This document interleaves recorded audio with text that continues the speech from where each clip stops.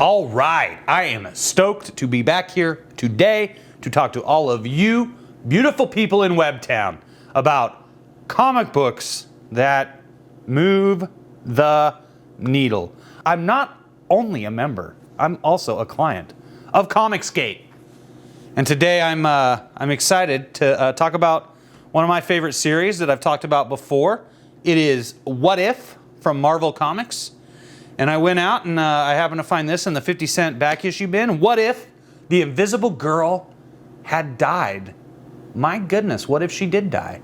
That would be quite shocking. And I read this comic, and it was not good. It was a total soap opera. And so then I was like, well, let me find another one because I just can't handle that. So then I found What If Doctor Doom had become a hero? And I admit that this comic book cover is extremely fruity. Look at the way he stands with his hands on his hips, the way he blows kisses to the people, he waves, they throw flowers at Doctor Doom, and was like, well, you know, I'm not going to let this wonky cover ruin what might actually be a really good What If story. And so I started reading it, and yeah, it wasn't good either. And I was just like, oh no, what am I going to do? And then I went to leave the comic book shop that I normally attend, where they have the amazing 50-cent back issue bins, and I stumbled across this guy right here. What if Spider-Man had joined the Fantastic Four? This is from the Marvel True Believers line, and I actually have a few of these that I've been picking up over the last couple months and saving to pull out from time to time for us to review. I love the True Believers imprint, I guess we could call it. I don't know what exactly to call this. They're only $1, and what they are is they are reprints of old comic books that did move the needle for fans, whether it was from the 1990s or whether it was from the 1980s or whether it was from, you know, the 21st century. They basically are reprinting comic books that people love, and I think that that is absolutely fantastic. What If Spider-Man Joined the Fantastic Four is What If Volume 1, Number 1. If you are not familiar with the evolution of this comic book, the best thing I can say is, you know, other than that it was conceived, written, and edited by Roy Thomas, and the art was by Jim Craig and Pablo Marcos, what I can say is that this actually kind of covers one of the early issues of Fantastic Four when the Fantastic Four first met Spider-Man. He wanted to join the homies, and they didn't let him join. And but this is a story of like what if Spider-Man had joined the Fantastic Four, as we've already stated with the cover. You know, like they came in through a window into the Baxter Tower. And they trap him, and then they fight him, you know, and he's like, did you forget you're messing with a guy who has the proportionate strength of a spider? And things like, but crying out loud, that's what I get for pulling my punch on account of his size. And then, you know, Reed uses his big hands. Now hold it, son, we don't want to fight with any strangers, at least not till we know what we're fighting about. And Spidey's just like, who's fighting? Just consider this a little exhibition. He cut my hand in that net of his. He certainly does live up to his name. And they're like, I just came here to join up. I just wanted to show you, you know, like a little demonstration to show you how awesome I am. I knew it. That kook has rocks in his head. Afraid you made a mistake, Spider-Man. We're a non-profit organization. We pay no salaries or bonuses, son. Any profit we make goes into scientific research. And Johnny Storm's just like, you came to the wrong place, pal. This isn't General Motors. Because all Spidey cares about is, you know, getting that job, you know. He needs that money. He's a teenager. And it just kind of this is basically Uatu like takes time out to explain the multiverse to us. But I feel like he's already explained that, and so this is like not really. It's really well written, but it's not necessary. This is where everything diverged in this multiverse. This is what happened in our universe, and then this is Uatu explaining to us how this universe is going to be different. And Spidey's just like, I'm out of here. And then she's just like, no, wait, come back. All right, I was always a sucker for a pretty girl, even one who can turn invisible on me. If you stop playing Mr. Hostility for a minute, maybe we can come to some kind of an agreement. Now, Sue, well, it can't hurt to hear him out, can it? Maybe we can afford him after all. That's the spirit. I'm not greedy. It's just that I need some money. Not a lot, but send him packing, Reed. Well, we could always use some more sheer raw power in the group. Besides, I have been considering finding some way to dole out more spending money to you others. Maybe Spider-Man could pull his weight in the FF at that. Sheer. Oh, sorry. Let me get my thing voice on. Sheer raw power, huh? Can that web-headed punk do this? And then, you know, thing destroys something just to prove that he can. And Reed's just like, cool down, Johnny, and hits him with this hose they just happen to have in the lab. Well, Spider-Man, it's all up to you. So they're like, well, you're welcome to join, but we need to know who you really are if we're going to be partners. I've got to do it. It's just that it's so hard. Like pulling off your own face, turning me into somebody else. Turns out it's Peter Parker, boy Wallflower of Midtown High. And Sue's just like, I thought he might be scarred like Dr. Doom. There are many kinds of scars, Sue. That's for sure. You know, he kind of talks about, you know, his love for Aunt May and how important it is, and he gives her some money and she doesn't want it, but she takes it anyways because he's such a good boy. So they have this press conference at Rockefeller Center and introduce Spider-Man and how they're now the Fantastic Five. And this is kind of cool. Like this is the Chameleon. I don't know if modern comic book fans are familiar with the Chameleon, but he was one of Spider-Man's very first enemies. And they did a great little run with him and Spidey's parents in the mid '90s. That I would actually recommend that. I wish I could tell you which Spider-Man that was in. There were so many Spider-Man titles: Amazing Spider-Man, Web Spider-Man, Spectacular Spider-Man, Spider-Man with no adjective to describe him. And so, like, this actually changes like the fate of the Chameleon because now his plans to impersonate Spider-Man are ruined. And so that's kind of unique. And then they get in a fight. They take down the Vulture. And it goes on and on like this. Jeez. I mean, we could talk about this, Ivan Kragoff. But, you know, let's not.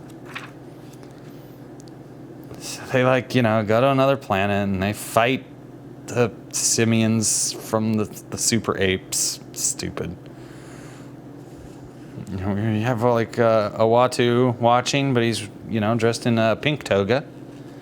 And then Sue is like contacted telepathically by Namor. And she's, you know, like she's kind of has the secret crush on Namor.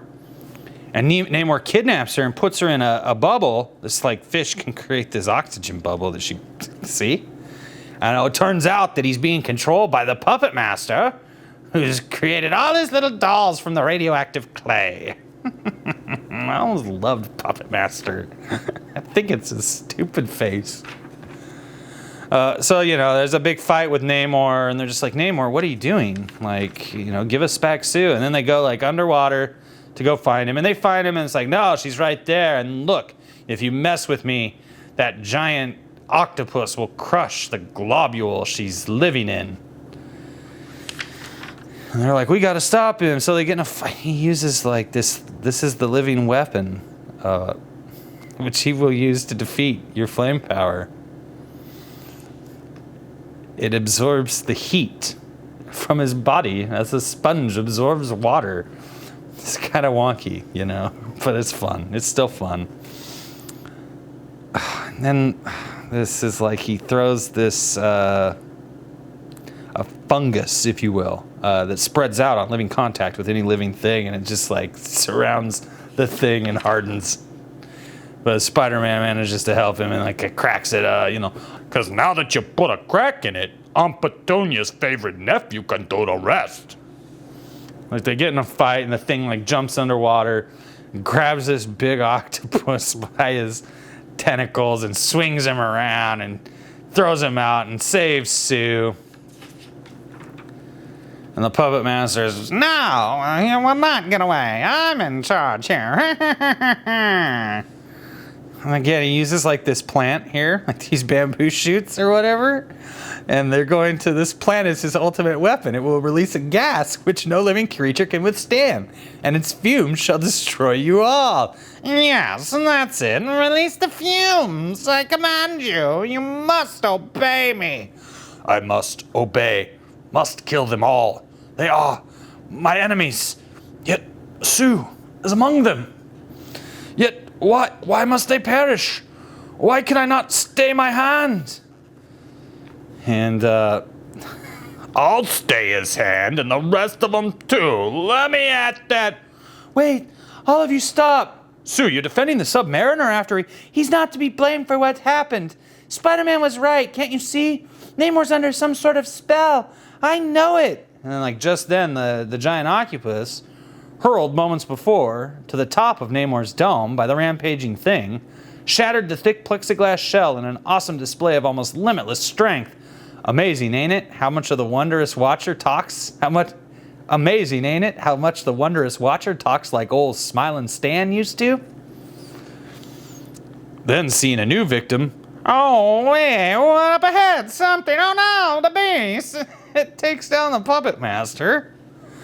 And they're like, we've got to save this. My webbing should do the trick and hold it. And he's like, come off of it. You know I can do the welding job. You're just reinforcing it. Now, Richards, we will continue our battle. And like they're gonna fight again. And Sue is just like, no. Reed's showing me that he doesn't need me, and neither does the FF. So I choose Namor, because they left her behind like on a mission, and so like it hurt her little feelers, and so now she's gonna quit the team and stay with Namor. What? But Sue, you can't. You'll perish underwater. No, Surface Man. I have secretly held this great shell device that will turn her into like a Atlantean and let her be able to breathe underwater. So like Sue goes in. And then multicolored lights dance madly in the twilight world of the undersea dome as the very cellular structure of Sue Storm is changed forever. Oh, let me read that again. As the very cellular structure of Sue Storm is forever altered. And as the lights fade, what's happened, Namor? I feel changed somehow. You are changed, my darling. That is the prototype of a machine designed by my people years ago, just before they were scattered to the 7 sea winds. It has transformed you into a member of my amphibious race. Now you shall be my queen, and together we shall find my vanished people. Namor, I can't breathe. Neptune's trident! I was a fool. I forgot. Like other Atlanteans, you can no longer breathe air as I can. You are dying like a fish out of water. Then let this dome be shattered once and for all and let the ocean in. And so like they shatter it and she can breathe. And Reed's like super sad, you know, because he's lost his only love. I'll try to pretend that means more to me than losing the only woman I've ever loved. And Spidey's just like, Johnny, I can't help feeling responsible for all this, what Sue said. Maybe if I hadn't joined the FF, upstaged her, so that she felt left out, things might have gone differently. Don't talk, nutty webhead. Like the song says, whatever will be, will be. It's fate, kismet, and there's nothing any of us can do about it. If you'd never joined the FF, things would probably have worked out exactly the same. Yeah, I guess you're right. There are worlds within worlds, worlds which exist side by side with your own, and in each of them men and women must make choices. Choices will affect their own destinies, and perhaps that of the universe. I know, for I am the Watcher. Next issue, what if the Hulk had always had Bruce Banner's brain? And isn't that weird that years later they would make the Grey Hulk, who does have Bruce Banner's brain? And maybe the story is retro and awesome, and I really enjoyed it. It's wonky, it's funny. It's totally out of place in the 21st century, and I appreciate that.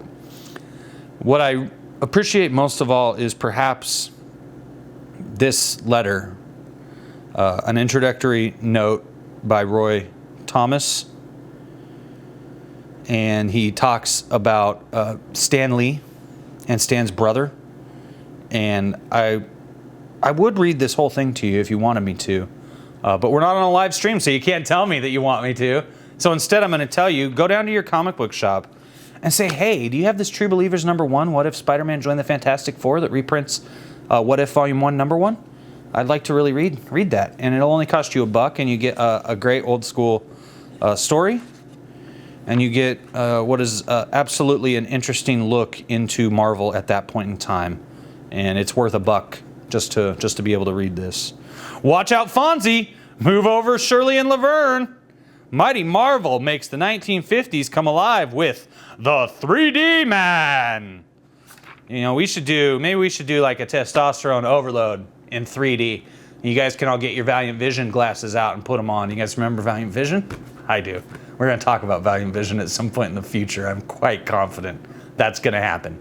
But until then, I appreciate you guys checking out today's comic book review right here on the always enigmatic Testosterone Overload, supporting young men growing up to be strong adults with morals and values and integrity. That's what we try to teach each and every day here on Testosterone Overload, even though it may not seem like it sometimes. That is the goal. That is the intention. In addition to also moving the needle, in addition to also making comic books great again through Comicsgate, the unified fans doing everything they can to preserve the industry they love so much. And that is what it's really all about. So please, please give us a like, subscribe, hit the ding dong for notifications.